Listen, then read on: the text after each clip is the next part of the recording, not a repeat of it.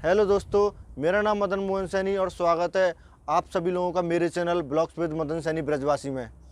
दोस्तों, आप सब लोगों को पता है कि पिछले 2 साल हम लोगों के लिए कितने बेकार साबित हुए। आई होप कि things are not going to be the same this year. तो दोस्तों, अब बात करते हैं कि मेरा ये वीडियो बनाने का क्या पर्पज़ है। तो दोस्तों, साल 2021 में मैंने इस साल 2022 में ब्लॉग्स बनाने का प्लान करके रखा हुआ था और ये मेरी पहली वीडियो। अपनी इस पहली वीडियो की शुरुआत में वृंदावन में स्थित प्रख्यात बांके बिहारी मंदिर से करूंगा, जिसे देखने के लिए हर दिन भारी मात्रा में दर्शकों की भीड़ उमड़ी रहती है। मेरी इस जर्नी में आप सब लोगों के प्यार और सपोर्ट की मुझे बेहद आवश्यकता होगी। तो चलिए मैं आपको बांके बिहारी के दर्शन कराता हूँ।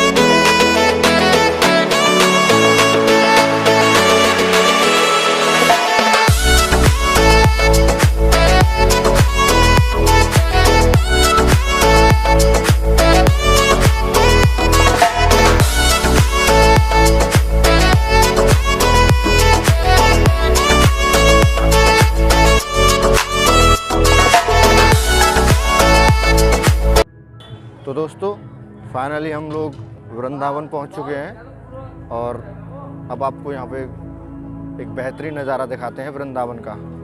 तो गाइज देखते रहिएगा।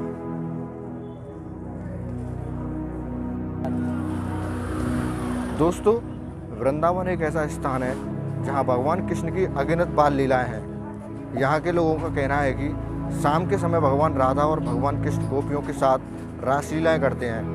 इसलिए शाम होने पर यहाँ पे कोई भी मनुष्य या पक्षी घर से बाहर नहीं निकलता।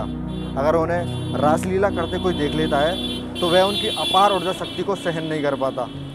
मथुरा वृंदावन को भगवान श्री कृष्ण का एक धाम माना जाता है।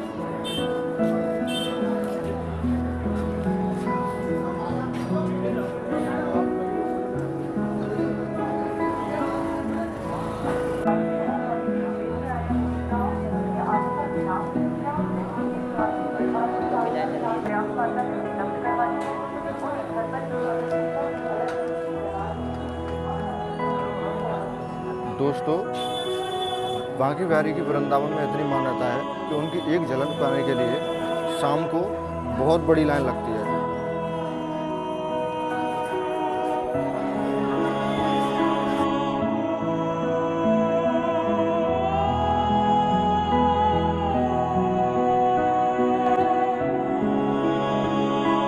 दोस्तों, बांके बिहारी मंदिर की बहुत महत्वपूर्ण बात यह है कि अंदर मंदिर के परिसर में कोई भी वीडियोग्राफी या ऑडियोग्राफी निषेध है। इसलिए अभी हम फिलहाल एग्जिट गेट पर खड़े हुए हैं और ये बाहर का नज़ारा है मंदिर का।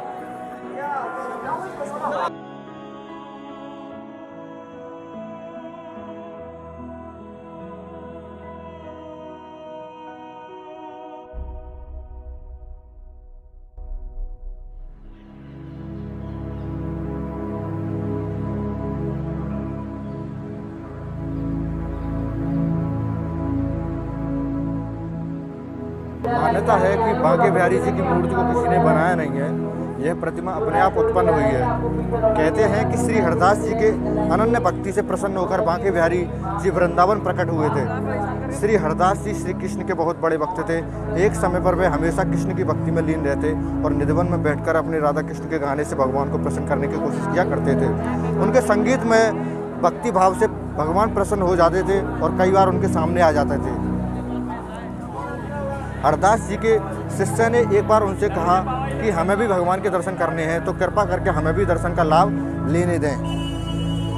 हरदास जी इसके बाद फिर से भक्ति में लीन हो गए और फिर कृष्ण और राधा दोनों ही उनके दर्शन देने के लिए प्रकट हुए। श्री कृष्ण और राधा ने हरदास के संगीत से प्रसन्न होकर उनके पास रहने की इच्छा व्यक्त की। तब हरदास जी ने भगवान को बोला कि वह उनको तो लंगोट पहनाकर यहाँ रख लेंगे, परंतु माता राधा के लिए उनके पास आभूषण नहीं, क्योंकि वह केवल एक संत हैं। ऐसा सुनकर श्री कृष्ण और राधा एक हो गए और एक होकर उनकी प्रतिमा प्रकट हुई और फिर हरदास जी ने उनका नाम बांके बिहारी।